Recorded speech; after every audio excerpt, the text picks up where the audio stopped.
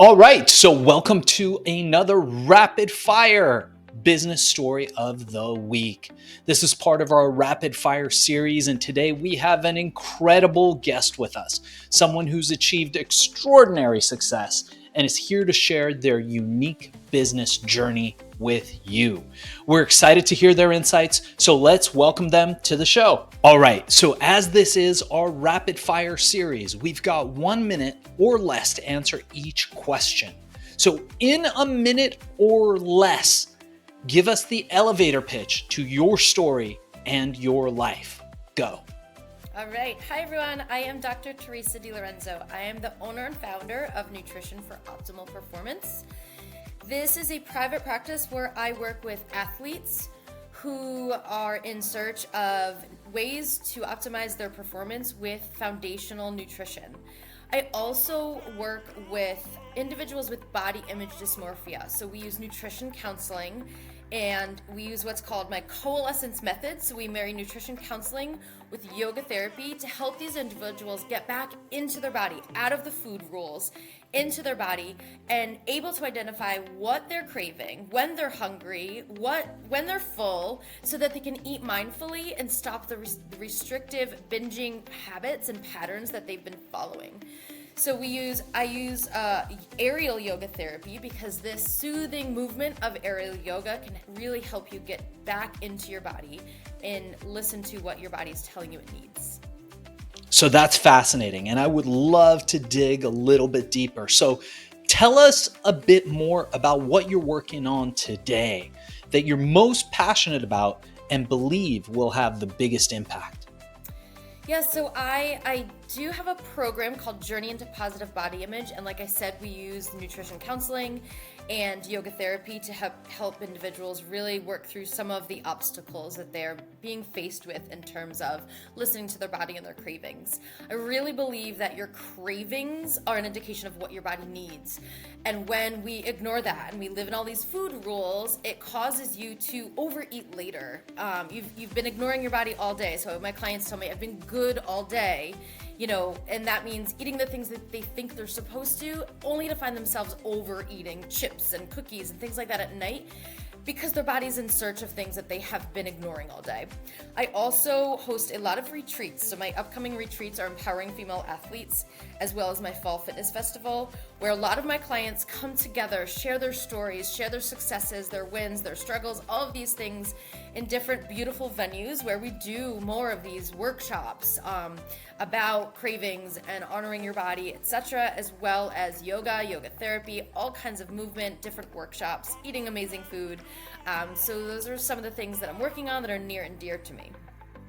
So this next question is one that every entrepreneur has dealt with.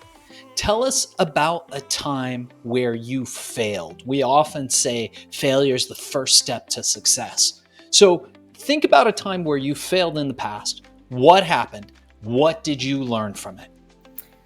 Oh, I failed a few times. I guess when I say fail, it's not really failing, right? You learn from your mistakes. I've spent money on things, programs, or things that I thought were going to get me ahead, only to find they just kind of fell flat. So, I joined this corporation. I'll leave the name out, but I spent several $1,000s on, a corporation that was going to help me launch my corporate wellness program.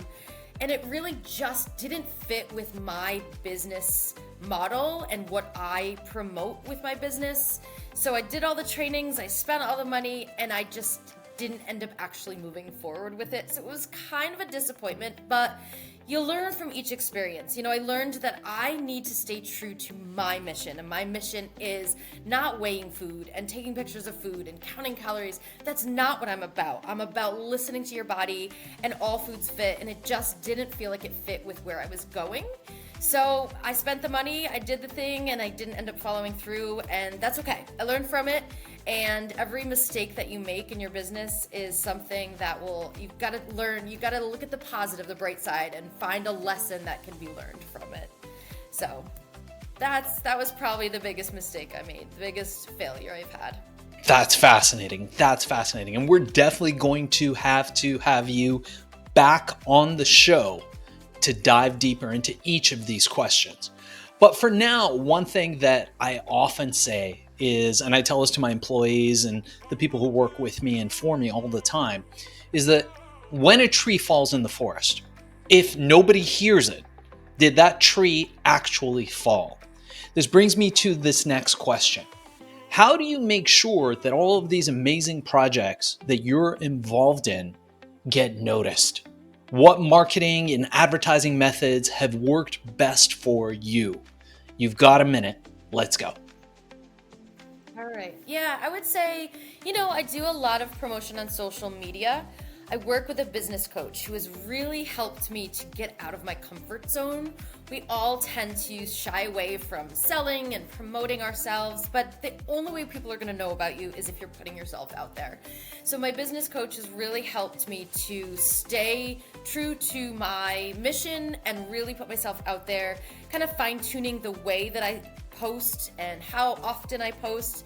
I also have an email distribution list that I continue to grow on a daily basis. So anytime anyone reaches out, I add their name to my list. I do a lot of expos where I'll collect people's information to get them on my email list. And even if someone doesn't purchase, a program or join my one-on-one programs or come to a retreat, it doesn't mean it's not going to be right for them always. So sometimes people have to hear things over and over again before they really will jump on board. So I guess another thing I would say is say the same thing over and over again, maybe say it a few different ways, because you just never know when it might resonate with someone. Just because they say no the first time doesn't mean they might not want to do it next time around or next time they hear about it.